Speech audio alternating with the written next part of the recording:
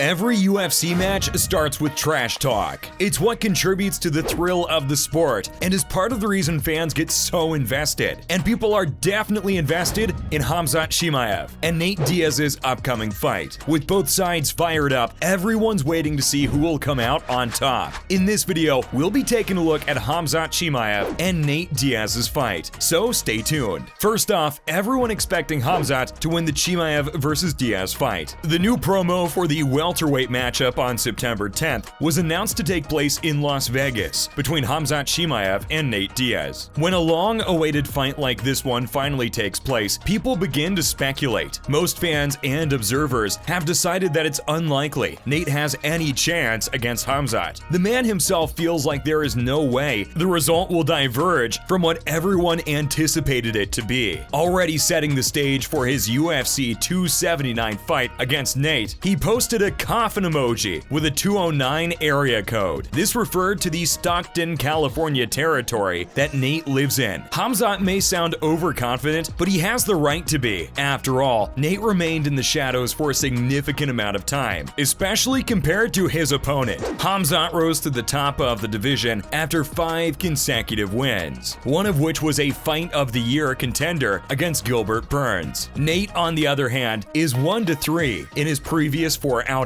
His most recent loss was against current welterweight title challenger Leon Edwards. Even though this was a major setback, Nate managed a moral victory with a last-minute surge that rattled the UK standout. In response to Khamzat's taunts, the Instagram account made by Team Diaz sent a fist emoji. Next up, Khamzat Chimaev looking for a fight with Nate for some time now. Khamzat's one of the best fighters in the UFC, so it's definitely an honor to be on his hit list. After one of his most extreme fights against Gilbert Burns, the undefeated welterweight decided to turn his attention onto Nate Diaz. Nate first got circled when the UFC attempted to book the matchup several months prior to the Gilbert fight. While Nate agreed to his challenge for months, it didn't seem like either side was getting any closer to making the fight a reality, and this frustrated Khamzat a lot. Chimaev complained about Nate at the Block Party podcast. He called him a skinny boy and mentioned that when Khamzat had challenged him, he had the ideal weight and shape. But recently, he'd been lifting weights, and just when he gained about 3 kilos, Nate responded to the challenge. Nate seemed to think that August was too early for his opponent to cut enough weight to reach his class. But on the same podcast, Khamzat completely destroyed the idea by saying that he didn't care. He will cut his weight by the fight, and if he's ready to go against him, he'll smash Nate. The fighter confidently stated that Nate won't be the same Diaz anymore. Meanwhile, Nate's been having some trouble booking fights. Nate agreed to the fight on Twitter, but fans had to wait for quite some time to even hear confirmation. At the same time, Nate claimed that he'll return to action in July, and the fight would be the final bout on his current UFC contract. The fighter's been having some trouble booking fights of his choice lately. He was at odds with the promotion at that time, mostly over his next fight. The several attempts he made to book a matchup against Dustin Poirier completely failed, which didn't help the situation at all. Diaz seemed rather upset in his post, saying that he's been attempting to fight for a whole year and several months. The fighter also mentioned that he tried to fight Khamzat for a month and a half, but failed continuously due to some problems. First, it was Khamzat being hurt and having visa issues, then him being overweight. Nate complained that after all that, instead of fighting, the man went off and got married. In the end, he just wanted to fight with a real fighter, but this had proven to be difficult for quite some time. Well, his time is finally coming, so let's see how much of a fight he can put up. Finally, Khamzat would take any fight, even if it isn't Nate. It took time for the fight in question to actually be set up. In the meantime, Khamzat was getting restless. While his primary target was Nate, he mostly just wanted to get an opponent and a date for the fight, so he could begin preparation to win. So even if it wasn't Nate, the fighter made it obvious that he just wanted to get a deal done. Other than Nate, he was mainly aiming for the older Diaz brother Nick, or fellow welterweight contender Belal Muhammad. Khamzat said that while he wanted to fight with Nate, if the skinny boy was scared and didn't answer, he'll see into Belal Muhammad. Said man responded with a yes. The thing was, Khamzat wanted to fight no matter who it was. He even said that he'll wait for Leon Edwards and Kamaru Usman to finish theirs and go for the head of whoever won. Lastly, he mentioned that if Nate wasn't up for the challenge, he'll take on Nick Diaz, and defeat him thoroughly. These sorts of comments have pretty much everyone wound up, and this is one fight that'll have everyone on the edge of their seats. No one's really expecting Nate to win, seeing as Khamzat is basically a war machine. But one thing about UFC is that it's unpredictable. Now, in other news. First off, Charles Oliveira says his father called him crying after belt loss. Charles Oliveira, former UFC lightweight champion, is the winner of 11 straight with nasty finishes and an incredible run that helped Do Bronx capture the 155-pound title in 2021. Oliveira later lost his division strap at UFC 274 after a scale fail sent him over the championship limit. The Brazilian went on to make quick work of division bruiser Justin Gaethje, but he was forced to depart Arizona's Footprint Center without a belt because of a scale fail. After his father heard of this news in Brazil, he started crying at the thought of UFC taking away his son's legacy. Oliveira said in an interview that it isn't just a fight, it's a story and a legacy. He has been in the UFC for 11 years. The 32-year-old has a chance to regain his title during his match with top lightweight contender Islam Makhachev for the vacant 155-pound title atop the UFC 280 pay-per-view event on October 22nd on Fight Island. Do Bronx has continued to be the betting underdog for their 5-round affair. Next up, Cody Garbrandt and Ronnie Yahya going up against each other. Ronnie Ayahuasca and Cody Garbrandt will be getting another chance to fight against each other in the cage. It was confirmed by MMA Fighting with sources with knowledge of the booking that Garbrandt, who has a 12-5 record, will fight Yahya with his 28-10-1 NCNC record in a bantamweight bout at the October 1st event at UFC. The location is still to be determined. This match is due to the rescheduling of a July 9th matchup that Yahya was forced to withdraw from due to a neck injury. 5 out of his last 6 fights were dropped by Garbrandt, including a move down the flyweight at UFC 269 last December that saw him lose the first round TKO to the top contender Kai Kara France. Strikes in 4 out of his losses were finished by the former UFC bantamweight champion. Yahya has gained victory in 3 consecutive fights against Kyung Ho Kong and Ray Rodriguez, followed by a majority draw against Enrique Barzola. The 20-year veteran has a 13-4-1 record with 1 NCNC in the UFC. The October 1st event is scheduled to be headlined by a fight between the top 10 strawweights, as Yan Xiaonan fights Mackenzie Dern. Finally, Dominic says opponent Vera is like Quinton Jackson ahead of fight. Marlon Vera is respected by his future opponent, Dominic Cruz, even though it seems the Ecuadorian doesn't hold him in high regard. The two will fight at the main event in UFC San Diego this weekend. This is decidedly the most important matchup at the top of the bantamweight division. Cheeto has consistently thrown verbal jabs and other slurs at the former champion, saying that he's trying to avoid the fight. The Dominator announced in an interview that he is often poked by Vera in a manner similar to the great Quinton Rampage Jackson. Dominic Cruz said that he has seen and worked alongside him a million times, but there has never been any animosity on his side. He would often poke him, but Cruz says he never bit. He says if he doesn't like him, he can't control that. Cruz is thought to be one of the most famous and talented bantamweights of all time. He has gained victory over players like Uri Faber, TJ Dillashaw, and Demetrius Johnson. That's a wrap for this video. Do you think Khamzat Chimaev will win as expected, or will Nate Diaz surprise everyone? Let us know in the comments below. Make sure to give this video a thumbs up and subscribe to our channel for more videos like this. See you in the next one.